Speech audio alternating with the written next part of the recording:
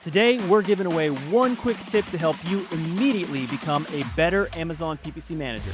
We have never shared this before, but in the next few minutes, we're giving you something that took us way too long to learn, so pay attention. We're discussing the 2x halfback technique, which nobody knows except us and now you.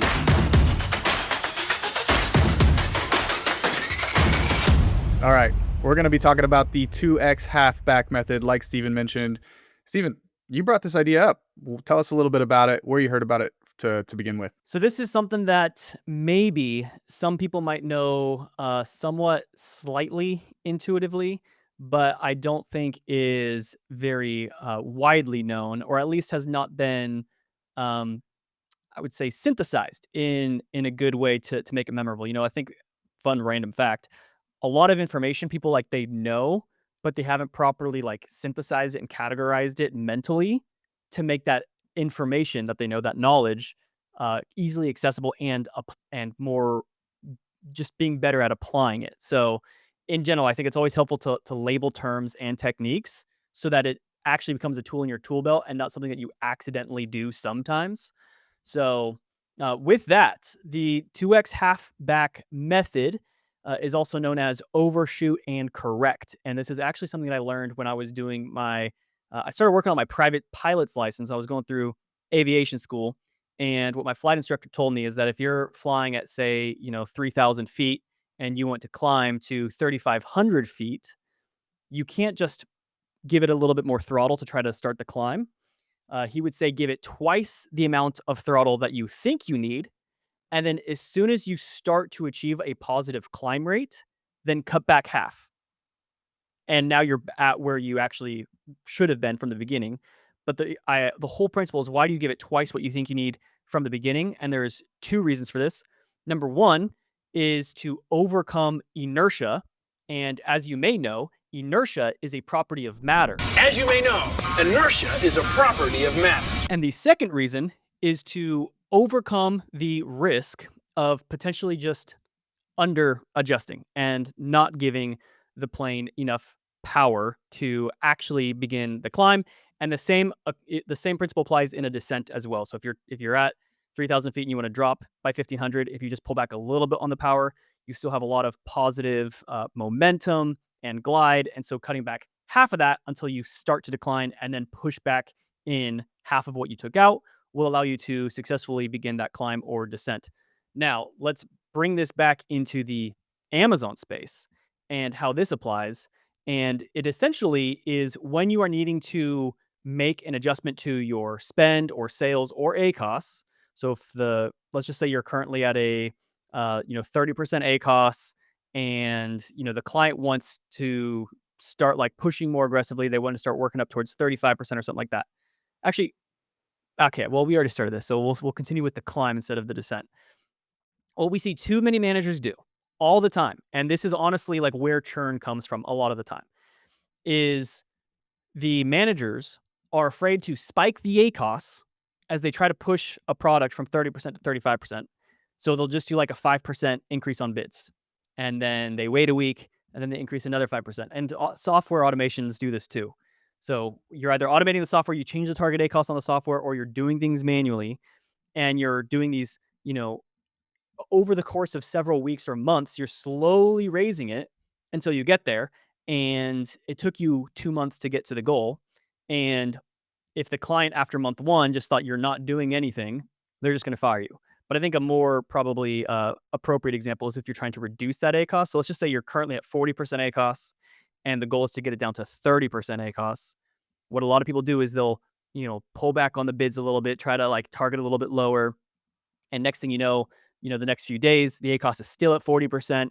And you're like, okay, well, it's just sales attribution delay. Like that ACOS is going to come down. So you give it a few more days and it's still at 40%. And you're like, okay, now I'm going to try to pull back a little bit more. So you pull back a little bit more. Maybe you forget to like adjust your placement settings or something. So now the next week it's at like 41%. And you're like, oh shoot, okay, now I'm going to pull back a little bit more. You run into all these problems, and it can take you months to actually get down to that 30% ACOS. Whereas what we are trying to advocate for is whenever you're trying to, within the next week or two, change the ACOS substantially, or the spend or the sales, like your investment levels, whatever, get momentum, give it twice the amount of adjustment that you think you need. And then after you start to see some movement, cut back half. Wow. I don't know if I could have said it better myself. Yeah, I should have put some breaks in there. Yeah. Yeah. Well, just to kind of recap some of that, I mean, this is something I had never really, I'm not, I've never been to aviation school, except I am a licensed drone pilot, not, not a real pilot, but I had never heard this 2x halfback method kind of described, or at least uh, incorporated within Amazon, but it is something that I kind of intuitively did. So when clients try to ask you to get things that moving in a certain direction, better to kind of get your way there a little bit more quickly and course correct from there. I notice this a lot in product launches, like when you're launching new campaigns. Sometimes those suggested bids can be way off. Like I was just working with a new product launch, and I initially looked at the suggested bids. They were like $3, 350, and we launched the campaigns kind of right around there, and weren't getting any impressions. So we had to like really crank up the bids, running multiple bid increases a day, trying to get things up. We didn't start getting visibility until like $6. Now we did that over a period of like a day or two, but if you can imagine only doing that like once a week, as you kind of described, that could be a problem, especially with this particular client. Was very high pressure, high stakes kind of product launch, and it was important that we got the bids dialed in, got the spend going, and really ramped this product up from the go. So this technique kind of allows for that and helping you kind of push things a little bit further, a little bit faster until you start getting some visibility, and then you can kind of gauge and adjust as you need from there. And the reason why I think this whole inertia principle carries over well to Amazon is because inertia is an object's resistance to change. And Amazon's algorithm, I would say, is very similar, where there is things kind of settle in to a little bit of consistent state. And so when you were trying to create a change there, like affect the BSR or affect the spend levels, whatever, that's what we're trying to do. We're trying to quickly create an impact, and that's why we're giving it. So if your bids are currently at a dollar, and you're trying to increase the visibility on this product and get more spend behind it, increase the bids by twice the amount that you think you should increase them, just to kind of overcome that initial like need to get that momentum up. And do not just stop there. That's very important here. It's not just, we're not saying always do twice what you think you need. We're saying, and then cut back half as soon as you see the impact. So if you increase the bids, let's say you think you should increase bids by 25%. Instead, you're going to increase them by 50%. So now you've got a $1.50 bid. And the next day or two, if you see that the spend has successfully increased, now you can dial things back to that $1.25 to where you actually think it should be.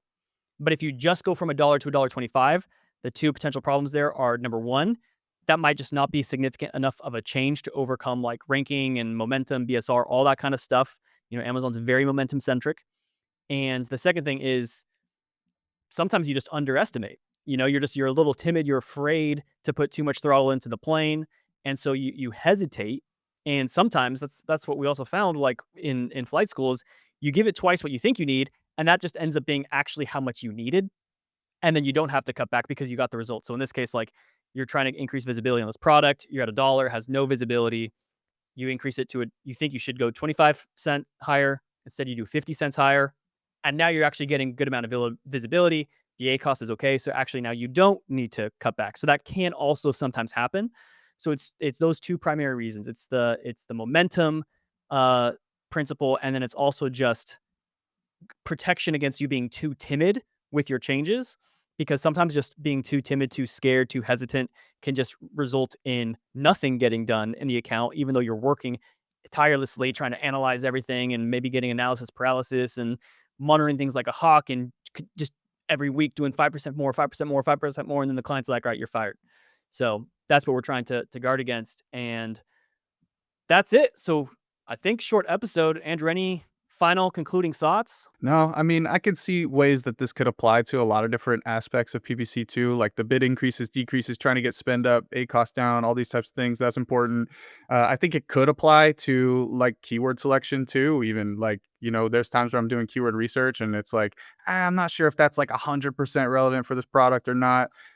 just throw it in there and test it out, see what happens. You might be surprised at some of the stuff that converts and that works. So yeah, great episode, really short and sweet. Love this tactic. It's super impactful, super helpful for making sure that you're getting where you need to go with your Amazon PPC. Yeah, just so you know, Andrew, when I say any concluding thoughts, you can't say no and then give a concluding thought. Well, that's what I just did, so I can do whatever I'd like. So thank you very much. All right, and last thing, you might notice Andrew has a mustache now, and my beard got shaved Yeah.